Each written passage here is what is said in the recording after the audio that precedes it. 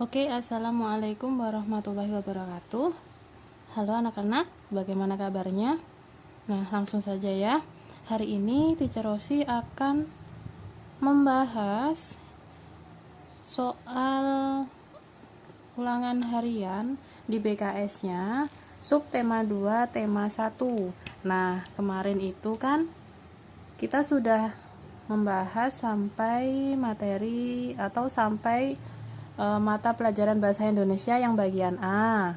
Yang bagian A sudah dan bagian B ini sudah. Nah, sekarang kita lanjutkan ke bahasa Indonesia bagian C. Oke, langsung saja. Nomor 1, paragraf itu terdiri atas beberapa kalimat yang saling, jawabannya adalah berkaitan. Kemudian nomor 2, setiap paragraf itu mengandung titik-titik gagasan pokok. Jadi mengandung berapa gagasan pokok? Kalau gagasan pokok mengandung 1 gagasan pokok ya. Kemudian nomor 3, kalimat utama dapat terletak di bagian titik-titik, titik-titik, serta titik-titik. Nah, terdapat di awal, kemudian akhir, serta di awal dan akhir paragraf. Nah, gini ya. Langsung nomor 4.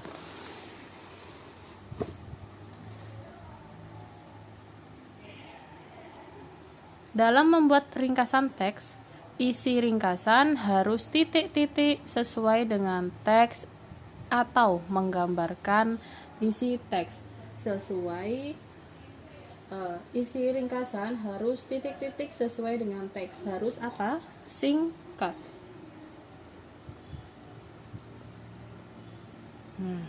Kemudian nomor 5, pembuatan ringkasan teks bertujuan untuk mengerti dan mengingat kembali isi suatu bacaan. Mengerti dan mengingat kembali isi suatu bacaan. Oke. Sudah. Lanjut ke materi IPA yang bagian A, yaitu jodohkan pernyataan berikut dengan jawaban yang tersedia. Nomor 1, bagian telinga yang berfungsi untuk menangkap suara dari luar adalah, pilihannya ada tuli, gendang telinga, tulang martil, saluran Eustasius, kemudian baliknya ada lubang telinga dan daun telinga. Jadi bagian telinga yang berfungsi untuk menangkap suara dari luar adalah daun telinga. Jawabannya tadi apa? F ya. Nah. Nomor 2, bagian telinga yang berfungsi menyalurkan suara ke selaput gendang telinga adalah, bagian telinga yang berfungsi menyalurkan suara ke selaput gendang telinga adalah, nah, lubang telinga. Dari daun telinga menuju lubang telinga baru ke gendang telinga. Jawabannya adalah E. Ini. Oke. Lanjut ke nomor 3. Bagian telinga yang berfungsi untuk menyeimbangkan tekanan udara antara telinga luar dengan telinga bagian tengah adalah, namanya adalah apa? Saluran Eustasius bagian D. Nomor 4, bagian telinga yang terdapat ujung-ujung saraf pendengaran dan alat keseimbangan tubuh? Jawabannya di situ tertulis C. Ini masih kurang tepat ya. Kamu bisa coret huruf C-nya. Kemudian dijawab rumah siput. Jadi bagian telinga yang terdapat ujung-ujung saraf pendengaran dan alat keseimbangan tubuh dinamakan rumah siput. Nah, nomor 5, ketidakmampuan telinga untuk mendengar bunyi atau suara disebut dengan apa? Kalau tidak mampu atau tidak bisa mendengar, pilihan jawabannya adalah yang bagian A ya, tuli.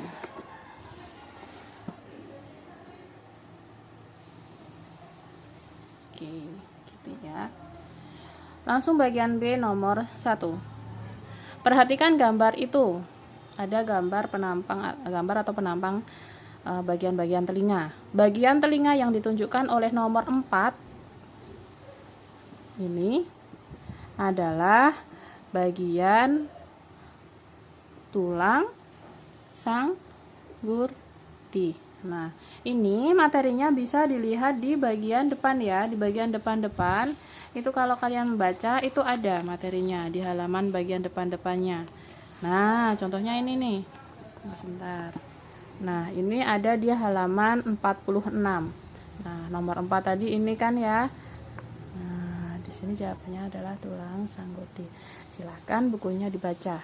Oke.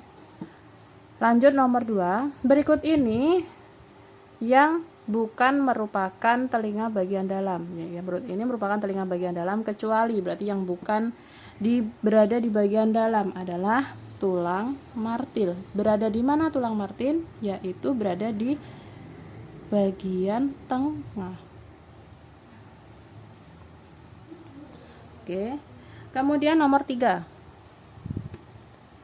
Kita mendengar bunyi karena adanya getaran yang sampai ke titik-titik kita. Sampai ke yang bergetar berarti sampai ke gendang telinga kita.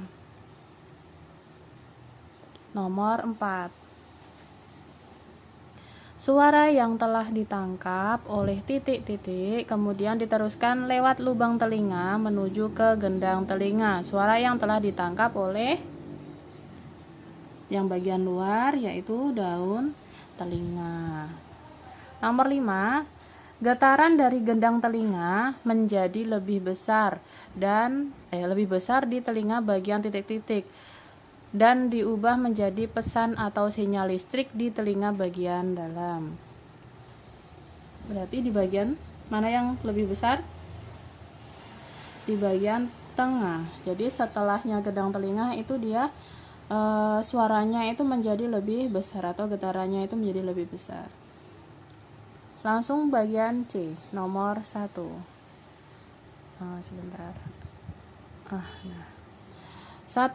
Bunyi atau suara yang dapat didengar oleh telinga kita mempunyai frekuensi atau jumlahnya per detik itu antara berapa sampai berapa? 20 sampai 20 ribu Hz. Nomor 2. Bunyi dapat terjadi karena adanya getaran yang merambat sampai ke telinga kita.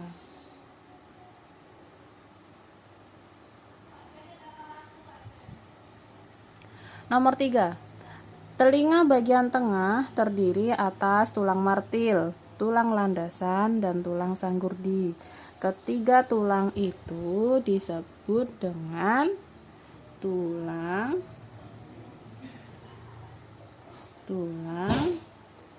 pendengaran.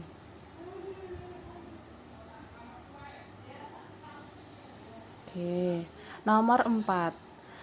Selain sebagai indera pendengar, telinga juga berfungsi sebagai alat keseimbangan.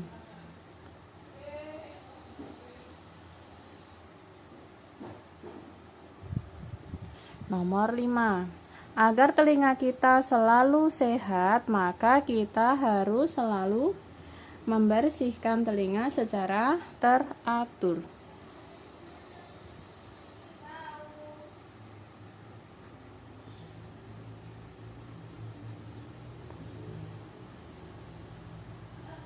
Oke. Lanjut IPS bagian A. Oke.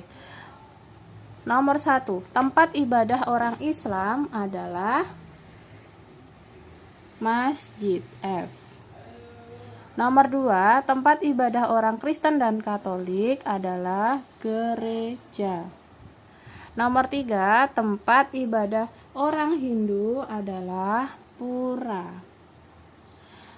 Nomor 4, tempat ibadah orang Buddha adalah wihara. 5, tempat ibadah orang Konghucu adalah kelenteng. Oke, sudah ya bagian A. Langsung masuk ke bagian B. Nomor 1. Kelompok bermain terdiri atas beberapa anggota yang memiliki kemampuan beragam. Namun demikian, kita harus tetap bekerja sama dengan saling titik-titik perbedaan tersebut. Saling menghargai. Nomor 2. Berikut ini contoh kerjasama dalam keberagaman, kecuali yang mana? Ini dalam ya, ada kesalahan ketik. Dalam keberagaman, kecuali memilih teman dalam bergaul. Tidak boleh pilih-pilih teman. Nomor 3. Berikut ini contoh sikap saling menghargai antar pemeluk beragama, kecuali, berarti yang tidak adalah jawabannya D. Bekerja sama dengan umat yang seagama saja, yang tidak seagama nggak mau, itu nggak boleh. Nomor 4. Kebebasan menjalankan ibadah merupakan titik-titik setiap umat manusia. Berarti adalah kebebasannya adalah hak semua umat manusia berhak untuk memilih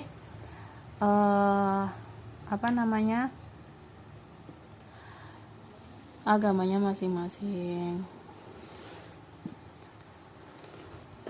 Bebas untuk menjalankan ibadah menurut agamanya masing-masing. Nomor 5. Gotong royong bermanfaat dalam kehidupan bermasyarakat karena dapat meringankan beban. Bagian C nomor 1. Pemerintah Indonesia mengakui berapa agama yang ada di Indonesia? Ada 6. 2. Sebagian besar suku Aceh di Sumatera itu beragama Islam. Nah, ini materinya juga ada di bagian depan. Jadi, silahkan materinya yang ada di buku dibaca dulu. Jadi nanti biar tahu suku Aceh itu mayoritas atau kebanyakan penduduknya itu beragama apa. Masyarakat Bali kebanyakan beragama apa, itu ada di BKS-nya ini. Lanjut nomor 3, sebagian besar suku Batak di Sumatera Utara itu beragama Kristen dan Islam.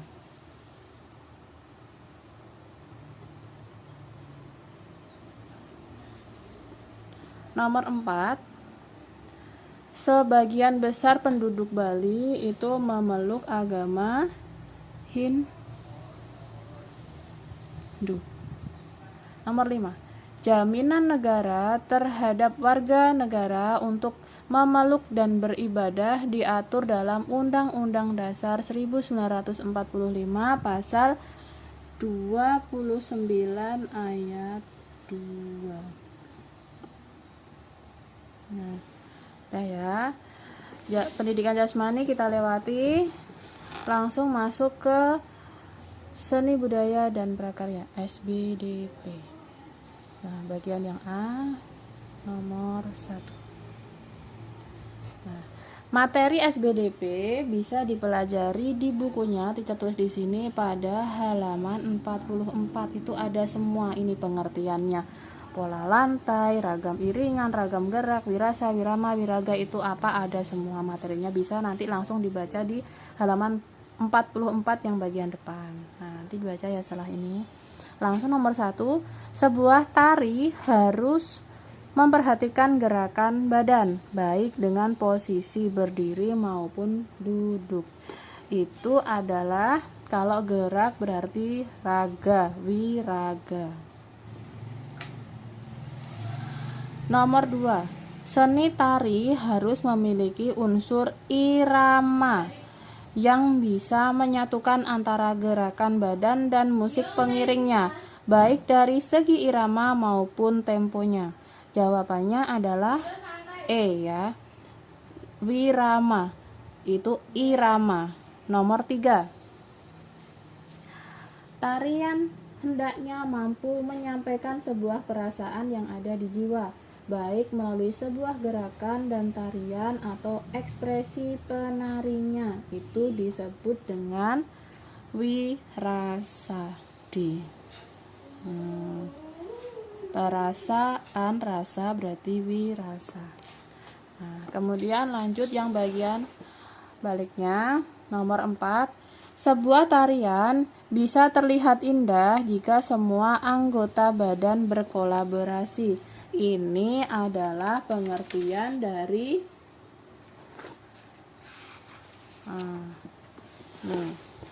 pengertian dari ragam gerak. Berarti jawabannya adalah C.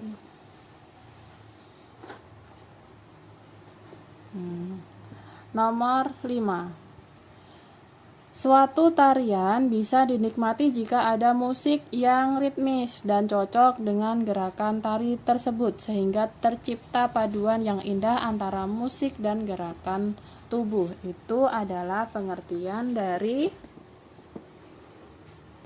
ragam iringan bagian B.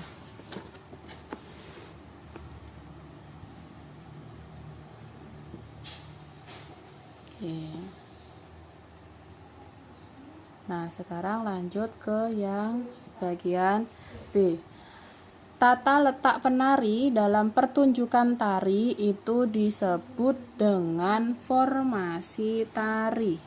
Nomor 2, berikut ini yang merupakan unsur utama dalam tari adalah, ada pilihannya ini, yang dia masuk unsur utamanya adalah wiraga. Jadi unsur utamanya ada wiraga, wirasa, dan wirama. Nah, itu berarti salah satunya adalah ini. Nomor 3, berikut ini yang merupakan unsur pendukung dalam tari, berarti yang beda itu adalah ragam gerak. Ada ragam gerak, ada ragam iringan dan sebagainya, ada pola lantai, kostum dan sebagainya. Itu adalah unsur pendukungnya. Nanti dibaca lagi di halaman 44. Nomor 4, tanpa riasan wajah dan kostum, sebuah tarian pasti akan terasa hambar atau nggak asik, nggak indah gitu ya. Nomor 5, tarian akan terlihat lebih berseni jika pola lantainya itu indah, tidak monoton, jadi tidak diam di situ saja, gerakannya itu saja gitu ya. Bagian yang C. Nomor 1, dalam tari daerah terdapat beberapa unsur tari yang merupakan titik-titik sebuah tarian daerah yang merupakan, jadi dalam tari daerah itu terdapat unsur-unsur tari. Setiap daerah berbeda-beda, berarti namanya adalah ciri khas. Setiap tari daerah tuh ada ciri khasnya masing-masing. Nomor 2, unsur tari itu terdiri dari apa dan apa? Seperti yang tadi, yaitu unsur pendukung dan unsur utama. Terdiri dari unsur utama dan unsur pendukung. Oke. Nomor 3, sebuah tarian bisa terlihat indah jika semua anggota badan itu bisa berkolaborasi.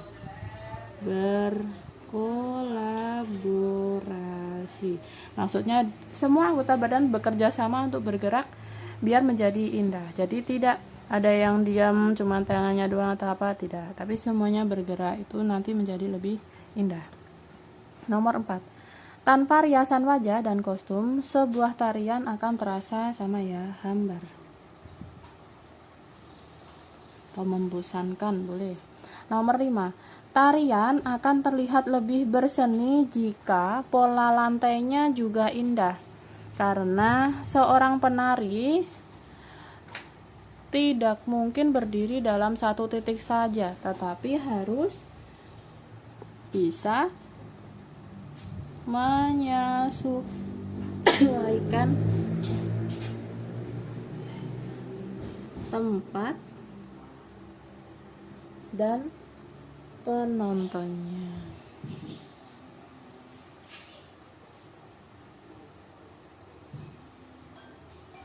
Nah, untuk pembahasan BKS tema 1 subtema 2 Tica cukupkan. Apabila ada kesalahan, Tica mohon maaf.